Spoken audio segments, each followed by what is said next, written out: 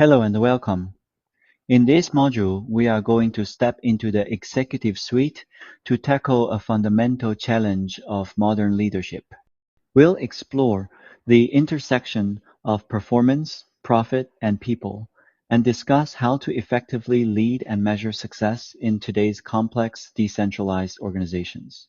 Imagine you are the CEO.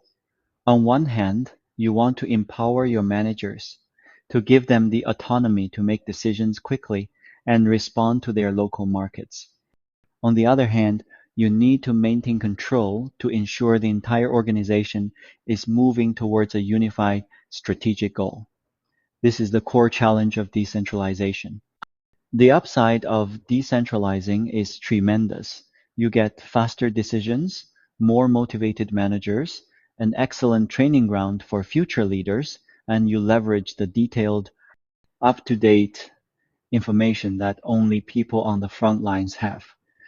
But the downside is equally significant.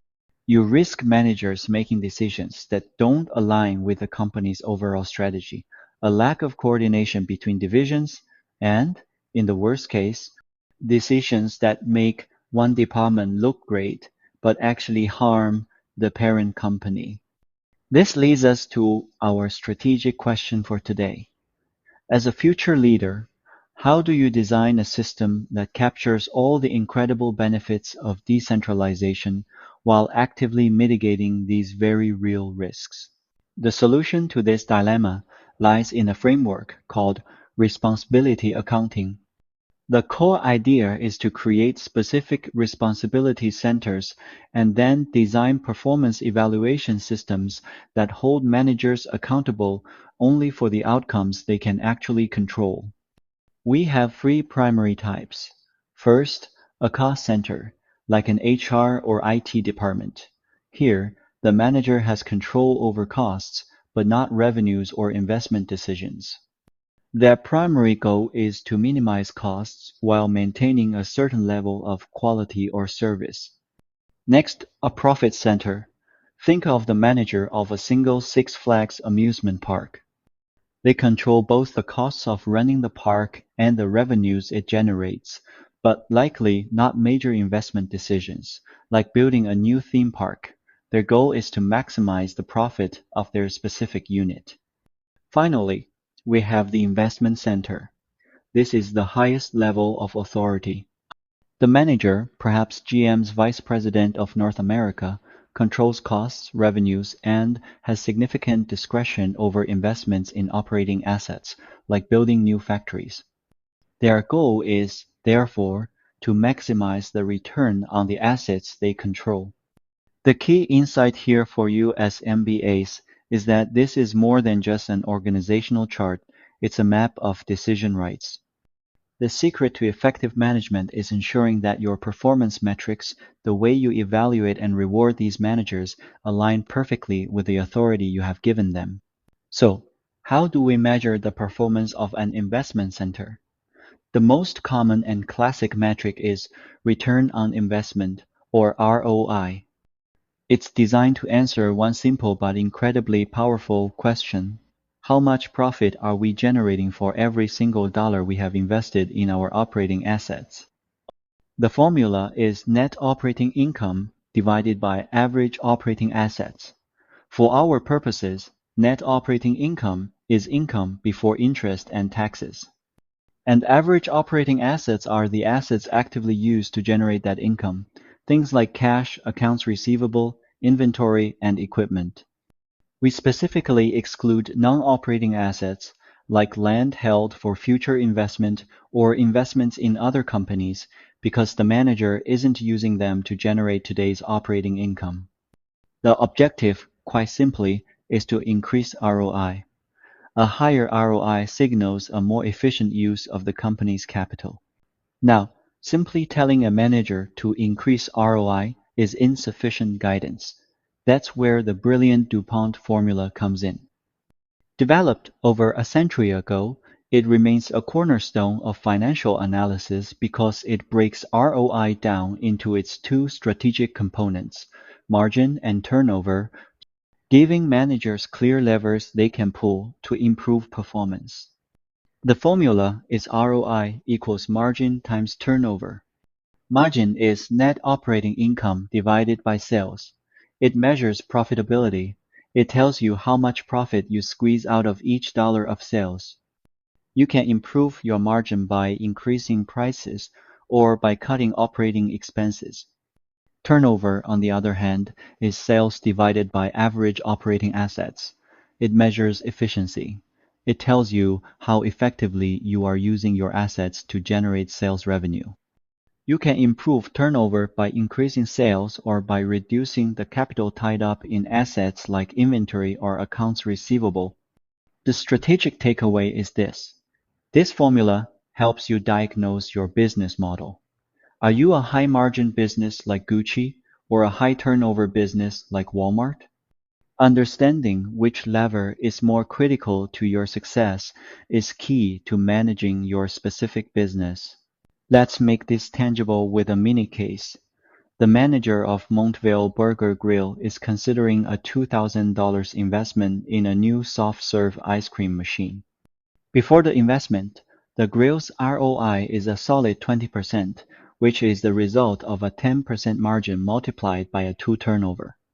After investing in the machine, it boosts sales, and even with additional expenses, the net operating income increases. The new calculation shows the margin improving to 12.5%, and while the turnover remains the same, the new ROI jumps to 25%. So, the decision here seems clear. The investment increases both the margin and the overall ROI.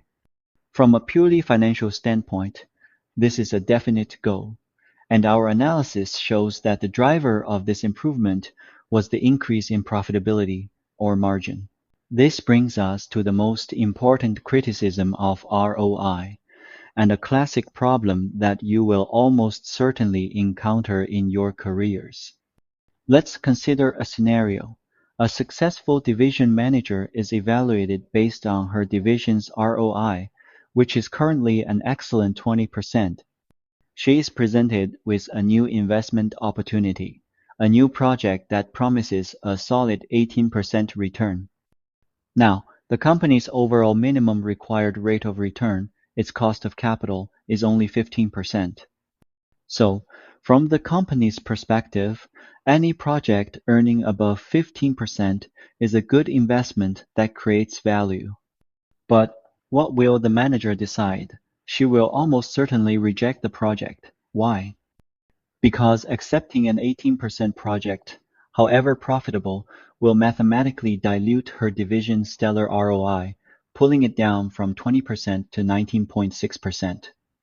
It makes her performance look worse, even though the project is a clear win for the company as a whole.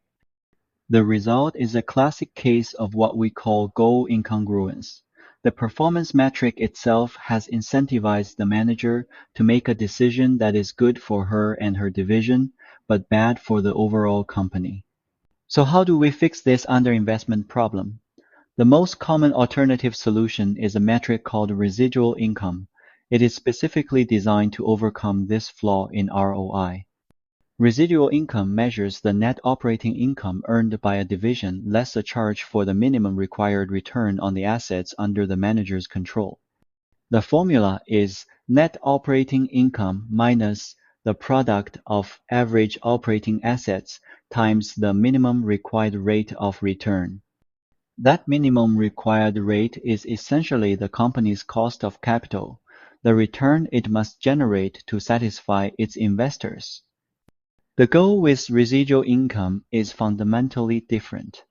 The objective is to maximize the total dollar amount of residual income, not a percentage.